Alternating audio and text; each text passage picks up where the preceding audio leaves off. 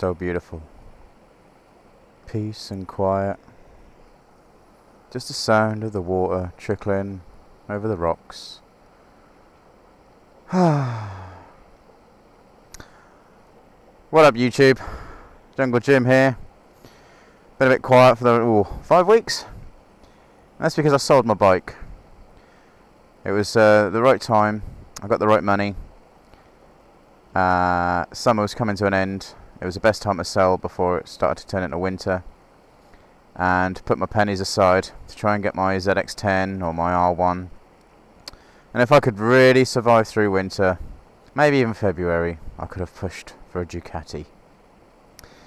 Well, things don't always work out the way you plan. And I was missing a bike after just a few weeks. All my friends were still going out.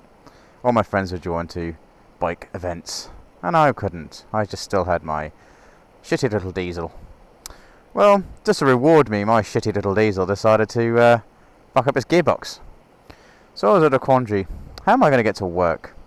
If the car's in being fixed for a couple of days, and if it's delayed, do I just spend the money on part of the savings on getting a gearbox? Or, as obviously, talking to myself in my helmet, I bought another bike.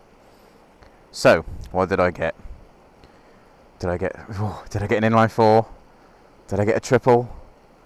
What did I get? Well, another V-twin. Yes, this is a 2002 Aprilia RSV Mille. Not Milli, it's a Mille. It's Italian for 1,000. I got it at a very good price. Some of my subscribers, who are friends of mine, will know what I paid for the bike.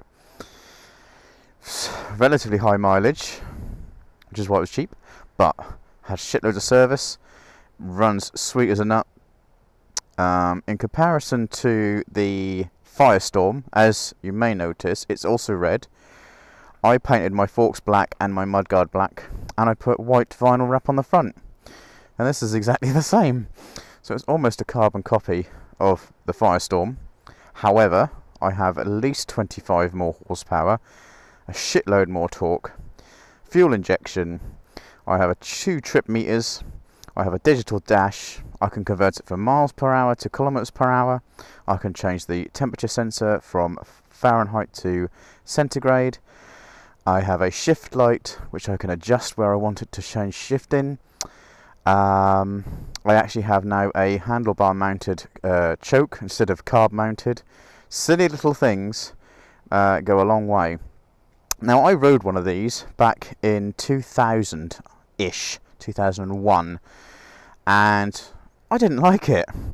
I had a TL1000s at the time, so in comparison, very similar horsepower, almost similar designed engine, also fuel injected. I couldn't see the difference with my £3,000 TLS compared to a £10,000 Aprilia. 15 years on, it's a little bit different, having not ridden for 12 years and then getting a Firestorm, which was a much more subdued bike compared to the TLS. This thing's a bit of a monster. Excuse me. So I have Brembo brakes, upside down forks, I have a stonking V-twin, I have a polished alley frame, I've got a sexy banana swing arm, aftermarket exhaust, cool tail lights, stonkingly mad fucking headlights, digital dash, still got a V-twin. Of course this is a 60-degree twin, so the V power is a little bit different to a 90-degree, or an L-twin as some people like to call them.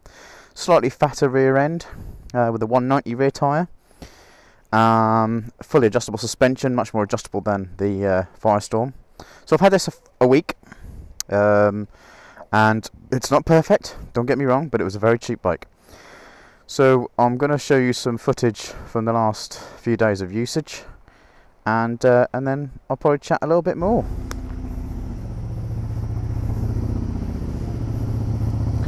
Oh yes.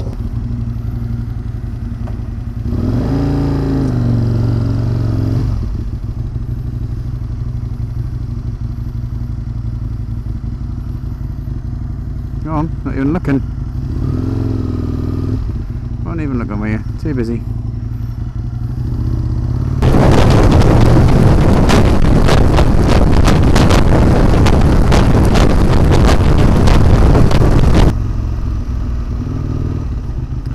fucking lane you picking?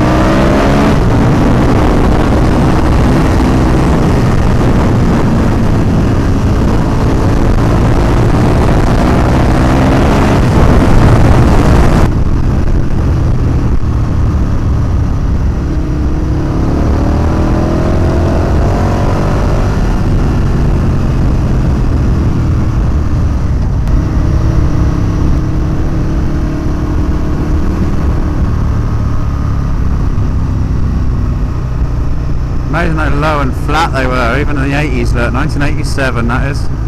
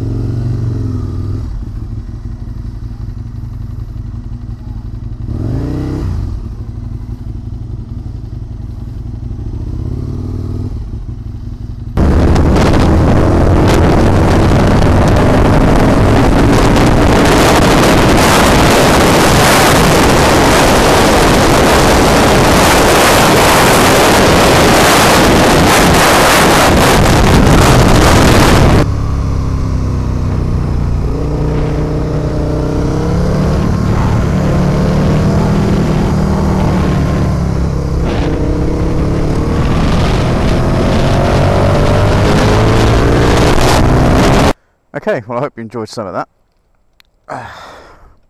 So, at the moment, the only things I haven't liked about this bike in a week is handle grips are shit.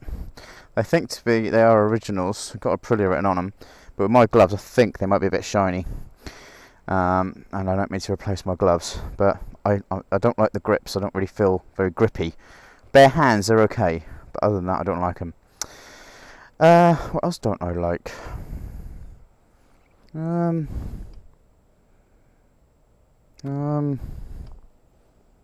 Nothing really. The riding position. Having ridden a 959 Panigale, I don't find this any worse.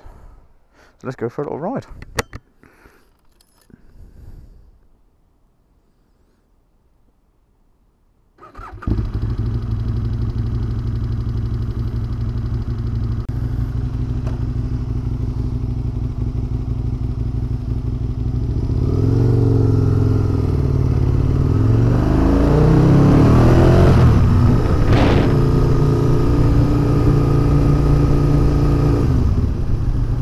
Okay, so what's it been like riding a Italian superbike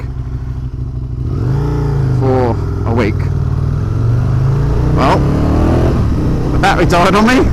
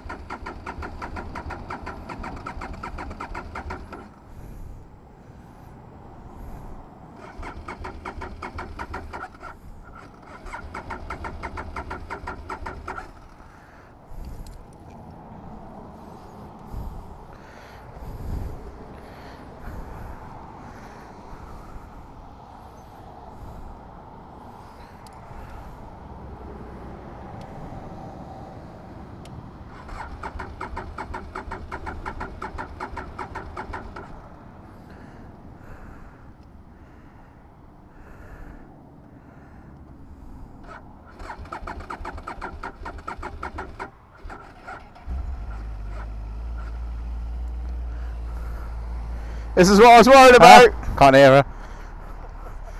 What? Well, yeah. It's not my new purse.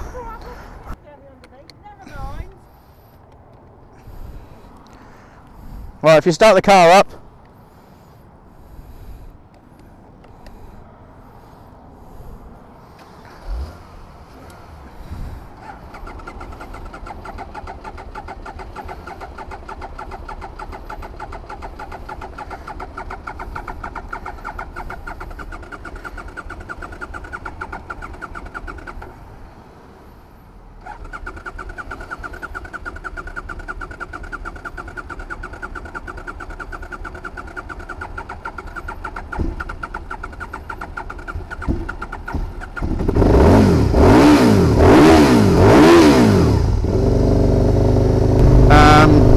Picked it up on Tuesday evening, even though the gearbox had failed, or I had lost fifth and reverse on the car, but I was able to go and look at this with the trailer and took it for a little test ride, and I thought, yep, feels fine, it's alright, blah blah blah, and then obviously I stuck it on the trailer and drove the car home. Two reasons for that.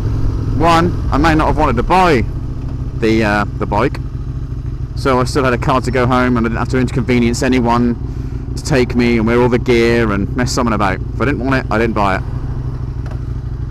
The other reason is if I bought the bike and I insured it there and then, because my insurance had ran out a couple of weeks later, so I've got a year's no claims now. If I'd insured it, I believe there's a cooling off period for breakdown. Now if I had ridden it so many miles home and then it did break down, I would have had to leave the bike there, get on my mate's bike if I had someone follow me, obviously, because they took me on the bike. Then I would have had to get home and get the trailer out, if I could get it past my housemate's car, and my car, and go back and get what hopefully should still be my bike sitting where I left it, wherever I may have broken down. Because of the cooling off period, most breakdown companies have, even if it's through your insurance.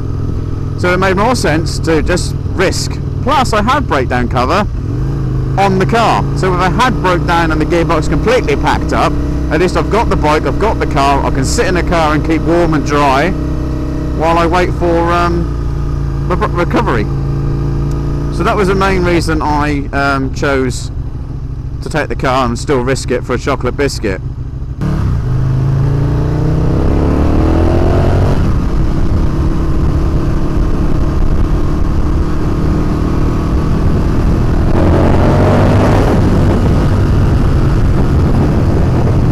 So obviously I don't talk too much on my vlogs. I don't know, I just tend to let the bikes do the talking, I let my riding do the talking. So first time I started doing the vlogging and speaking, the bike was so loud and the speeds I go were so loud you couldn't really hear what I was saying anyway. So a lot of the vloggers that I follow tend to ride at much slower speeds. They literally are talking whilst filtering through traffic. Now my last job, and I've changed jobs again, neither of my jobs meant I had to sit in traffic. So I don't have like crazy drivers and weird people doing weird things. So I don't have that issue. So I've now got a guy in the lane going straight on but indicating right. That's interesting. So I do try and talk in my vlogs, but I ain't got much to talk about. I'm more of a actions speak louder than words kind of guy. So when I've done some test rides I'll have a chat. So why did I pick the Melee? Well, again, it was a cheap bike. There were other bikes around in the budget at the time and the choices that I had. However, some were TLS's, and I've had one before. And most of the inline-4s were 600s, which for me is a step back. There was a 1000cc GSX-R, I think it was a K1, and that was in budget, but it wouldn't have left me anything else to live off for a month, so I couldn't go for it. Yeah, when I rode it, I thought, wow, this is why I love V-twins so much. Absolutely love V-twins. I thought, I thought with last time in some of my vlogs I've said that my hands tingle, they got a bit numb. I think it's a V-twin thing. Maybe it's my gloves, maybe it was the bar grips, maybe with the Firestorm it was because the bike didn't have the original bar weights on it. It had those horrible little round mirrors on, which I swapped for mirrors with integrated indicators on them. And I put the lever guards on that come round to protect the clutch and brake lever, which a lot of people still don't even know what they're for or why they're there, but they're obviously used in bike racing. A lot of bikes, super bikes and stuff, have them on. I've heard a lot of people use them because they're very good for filtering through traffic, because particularly on the brake lever you don't catch it on people's mirrors or body parts and then actually put the brakes on and literally flip you over the front. So I would like to I'll put them on the Storm. Now I had problems before with the TLS, and I suspected when I replaced whatever was on it, I can't remember what was on it at the time, but when I replaced them I put original bar weights on and it actually made a lot of difference. So I suspected the reason that the Firestorm gave me tingly hands was because the bar end weights were not original and I had those lever guards on. So I was worried that all these things were the issues as to why I was getting numb hands.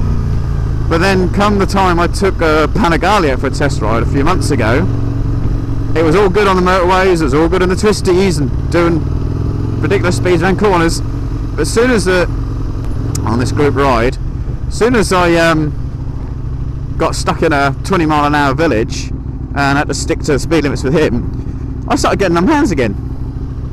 I thought, shit, this is a brand new, super duper, £13,000 super bike. Why am I getting numb hands again? So I started to suspect it might be me, some sort of carpal issue. So yeah, I thought, well, I better go to inline fours then, and I still kind of do, but I just can't put down a V-twin. So with this one, this is a 60-degree V-twin. Now the difference with these is because they're 60-degree, they have a counterbalance shaft, whereas most 90 degrees they're designed almost to cancel themselves out. So they still are quite buzzy. But this one is 60 degrees, so it has counterbalance shafts. It's much smoother, and I've been riding all sorts of speeds and all sorts of villages and towns and cities and everything. Well, this is an exaggeration, but I've been riding it for over a week and I've got no numb hands. So maybe this was the answer for me.